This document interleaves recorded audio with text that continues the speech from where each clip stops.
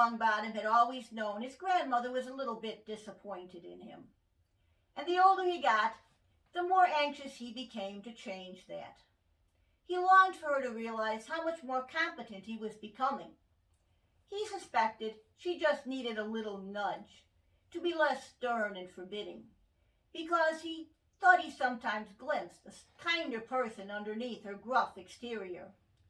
He knew she liked the witch's perfume, Rose of Calcutta, so he decided he was going to learn how to make some for her birthday one year. He came to me to get the potion recipe, and I told him that although I did grow the Calcutta roses in the greenhouse, I had never actually attempted to make the perfume. I told him he could always go to Professor Snape for help, but by the terrified look he gave me, I knew that was never going to happen. He searched for hours in the school library. He asked all the students he knew if they had ever seen or made the potion. He even offered to buy the recipe off any student who could find it. After all his searching, I told him it was probably hopeless. It was probably hidden away like that Colonel's secret fried chicken recipe. But finally, some older students did come forward and offer to sell him the recipe for 5 galleons. Looking back, Neville says they did seem to be laughing uproariously at something as he walked happily away, but at the time he didn't think too much about it. He knew the perfume didn't even cost 5 galleons in the shops, but he felt that his grandmother would appreciate all the extra effort it took for him to make it himself.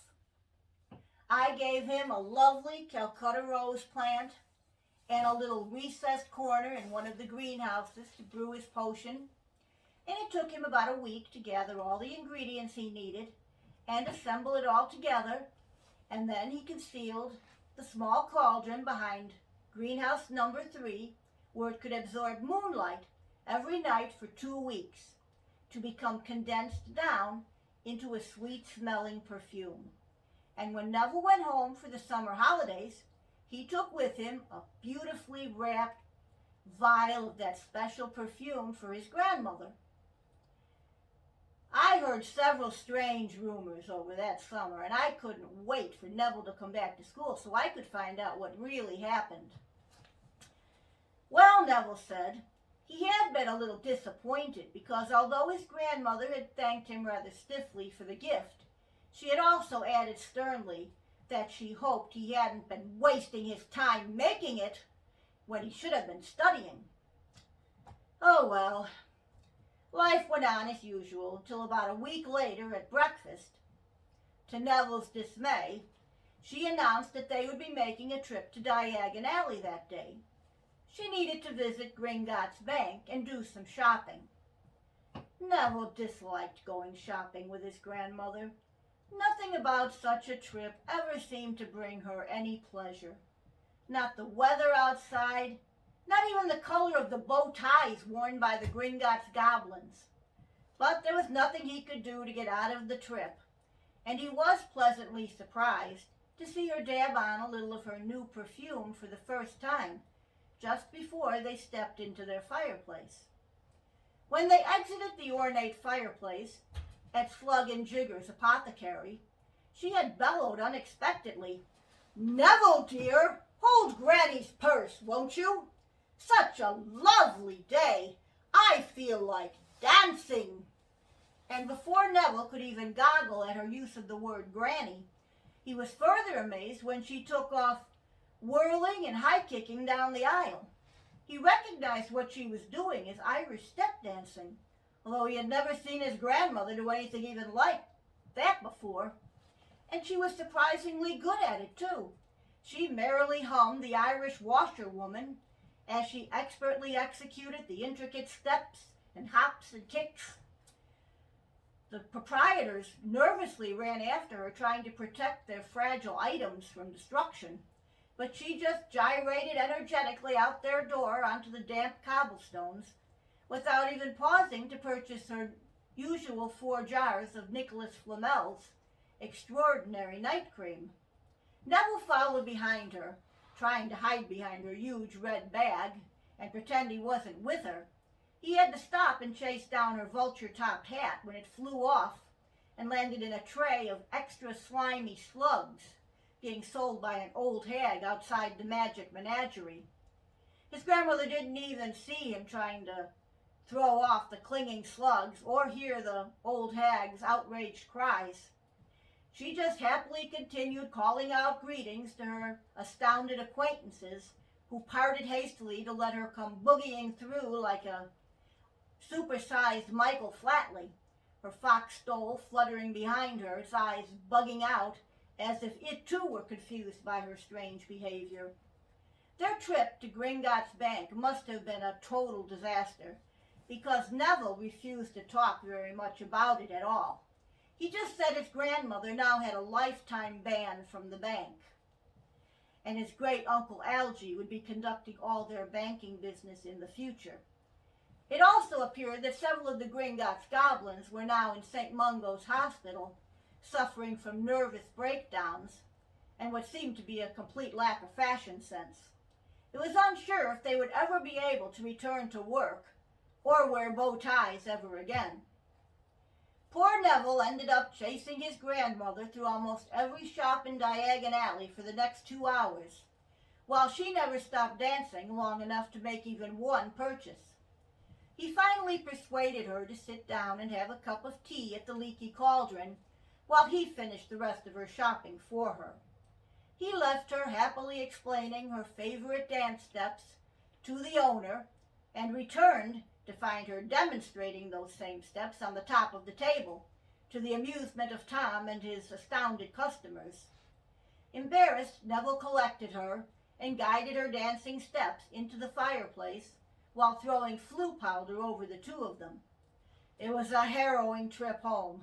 He had nearly lost his grip on his grandmother when she had glimpsed a dance hall through one of the seedier fireplaces they sped by. She had struggled mightily to exit, and he had barely managed to yank her back at the last minute, nearly choking her with her fox stole.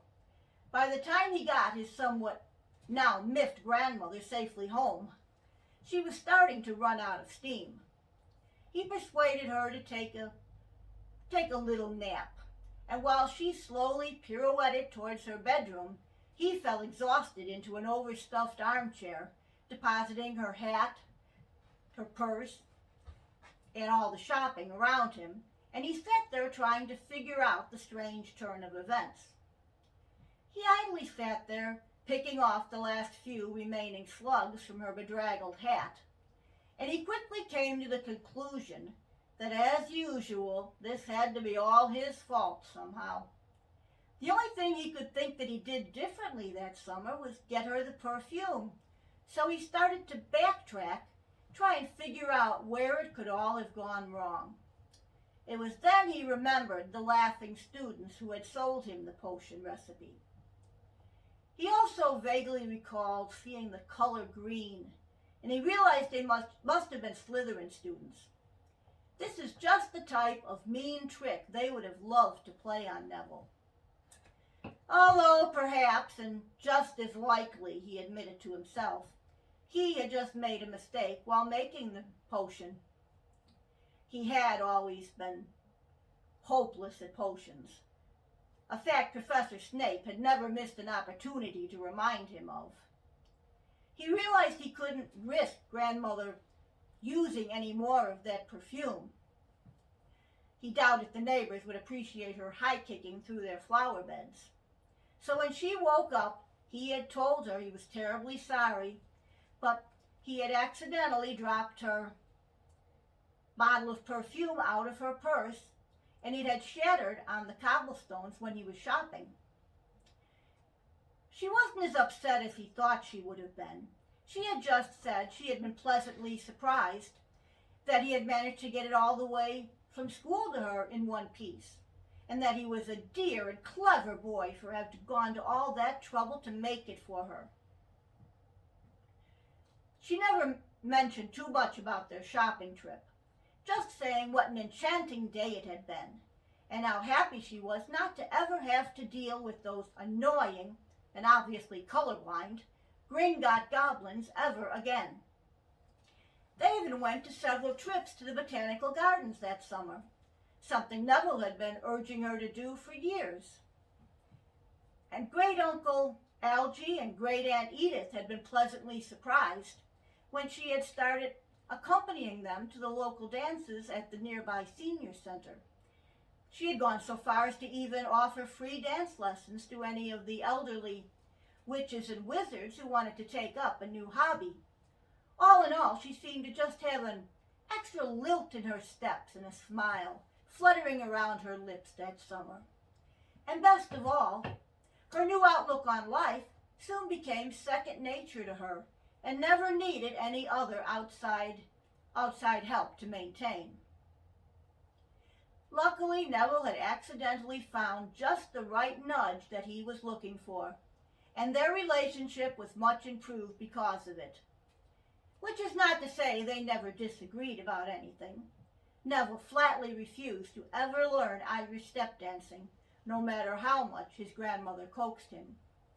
When he returned to school, he made sure to give a bright smile and a heartfelt thank you to the very confused Slytherins the next time he saw them, just in case they had been responsible.